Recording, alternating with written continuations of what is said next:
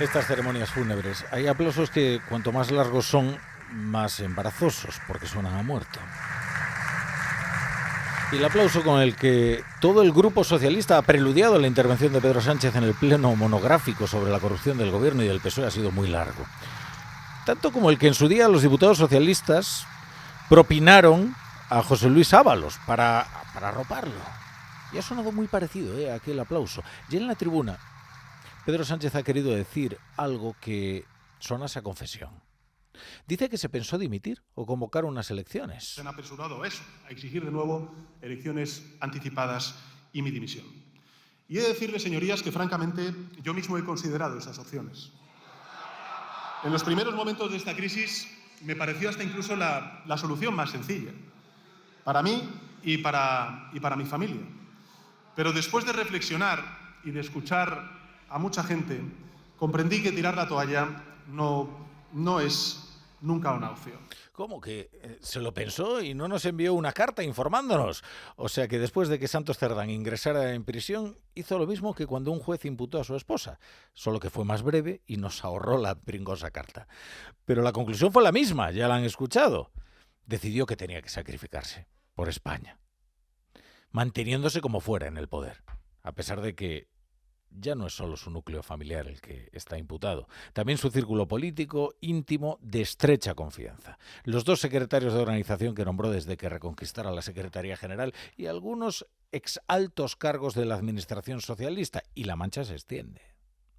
Luego Pedro Sánchez, en este pleno monográfico para informar de lo que va a hacer contra la corrupción en su partido y en el gobierno, ha presentado toda una serie de medidas contra la corrupción que son perfectamente olvidables. Porque algunas de ellas incluso ya están en vigor. Lo que sí será recordado de esta sesión ha sido la réplica de Alberto Núñez Feijóo, porque ha hecho caer un velo, ha derribado un tabú.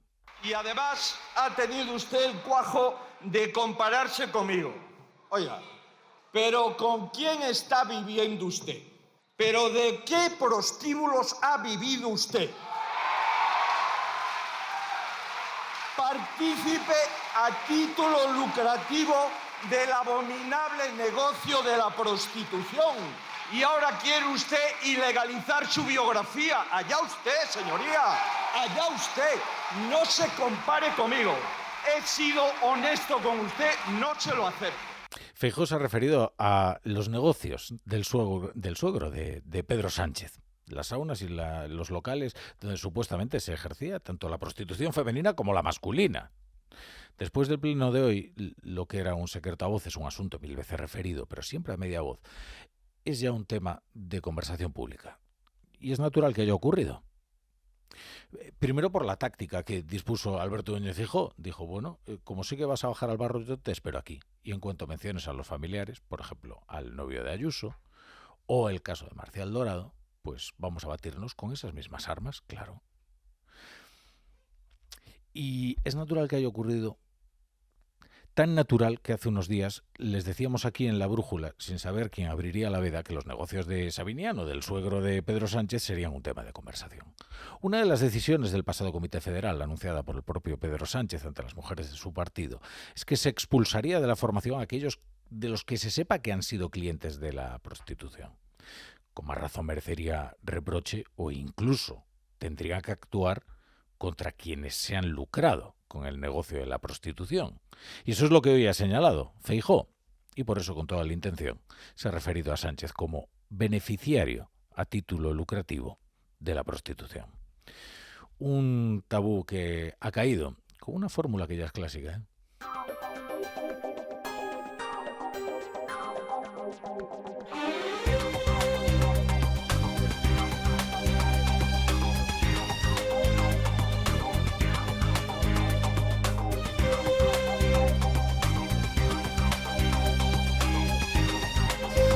Bienvenidos a La Brújula. Si se incorporan a esta hora a la sintonía de Onda Cero, ha sido la intervención más dura, la intervención más directa desde que Feijóo es líder de la oposición. También es verdad que está el gobierno en la situación más comprometedora, casi moribundo.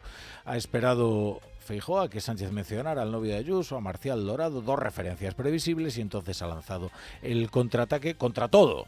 Y es mucho de lo que Sánchez tendría que avergonzarse.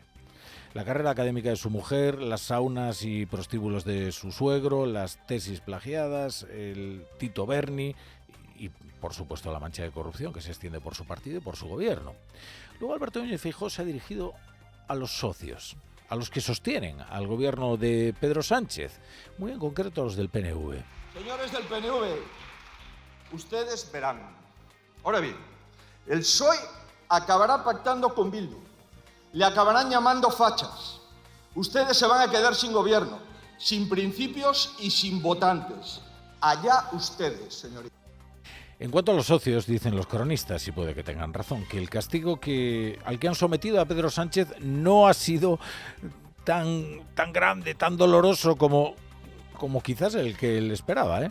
¿Ha sido menor del esperado? Puede ser, pero si esto hubiera sido una cuestión de confianza, y esto es lo sustancial en lo político, Pedro Sánchez la habría perdido. Y basta con hacer un cálculo elemental, empezando por el PNV, que prescribe 3 únicas soluciones para hacerle la eutanasia a esta legislatura agónica, moribunda y sufriente. O cuestión de confianza, o nueva investidura, o elecciones. Es verdad que el portavoz del PNV, Maribel Vaquero, tiene un estilo moderado, cordial, no eleva el tono, pero de todos los socios ha sido la que ha pronunciado un discurso más duro junto a Podemos, sí. Presidente, no puede dar la espalda a una ciudadanía enfadada. No nos podemos permitir ese lujo, el de una ciudadanía que dé la espalda a las instituciones democráticas, porque está queriendo usted pasar páginas muy rápido y la opinión pública está aún en el primer capítulo, intentando digerir lo que ha pasado. No ponga sobre nuestras espaldas la responsabilidad de atajar su crisis. Nuestra confianza va camino de la UCI. Señor presidente, está a tiempo, pero el reloj corre. Decida. Bueno, esto le decía Maribel Vaquero, portavoz de los nacionalistas vascos, y más hiriente, si no más dura, más hiriente, ha sido Yone Belarra. Podemos, al contrario que Sumar, no quiere ser cómplice de la corrupción de este gobierno, y le dice a Sánchez desde la tribuna que el problema no son ya ni Cerdá, ni Ábalos, ni Koldo, ni Pardo de Vera, ni Herrero, sino el que los ha nombrado. Usted hoy ha venido aquí a quitarle importancia a la corrupción, a decirnos que tenemos que tragar con esto porque si no viene la derecha. Le voy a decir una cosa, presidente. El único partido progresista que ha hecho presidente a un líder del Partido Popular en esta Cámara es el Partido Socialista.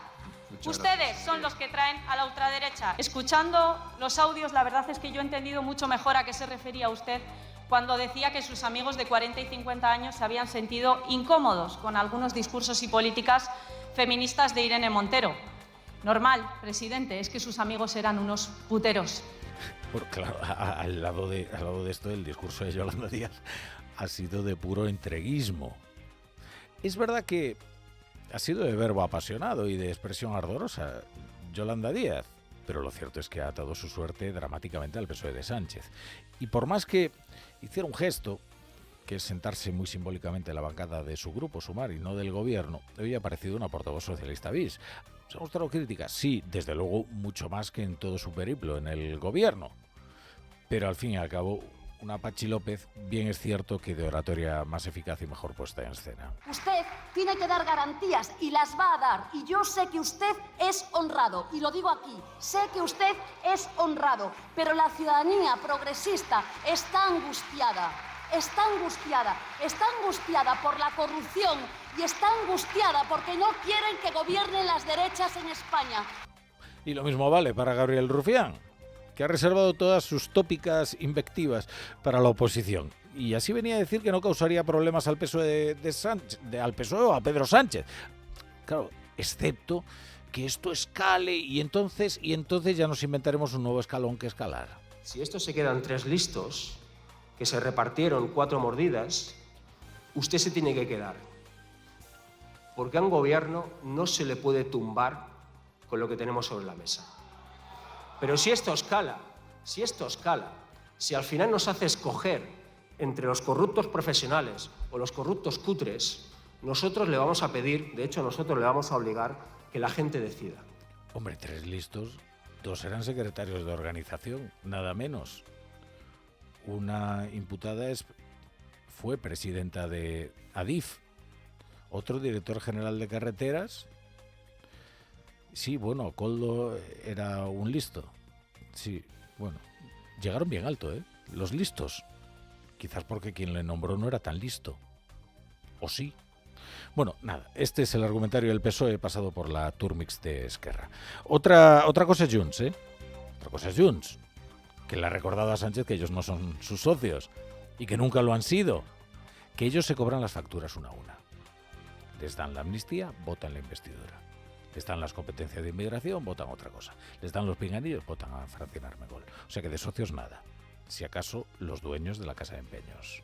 No aprovarem, com hem fet fins ara, cap llei que els serveixi a vostès per maquillar tota la porqueria i tota la misèria que supura de moltes institucions de No l'Estat. hacía falta escuchar a Miriam Nogueras de Junts para echar las cuentas. No hubiera superado una cuestión de confianza y por eso no la ha convocado. Bueno, un momento, una precisión. Quizás la habría superado, pero habría tenido que poner el Estado en liquidación para comprar los votos que le faltan. Lo cual tampoco parece que suponga un problema moral. En Onda Cero, La Brújula, Rafa La Torre.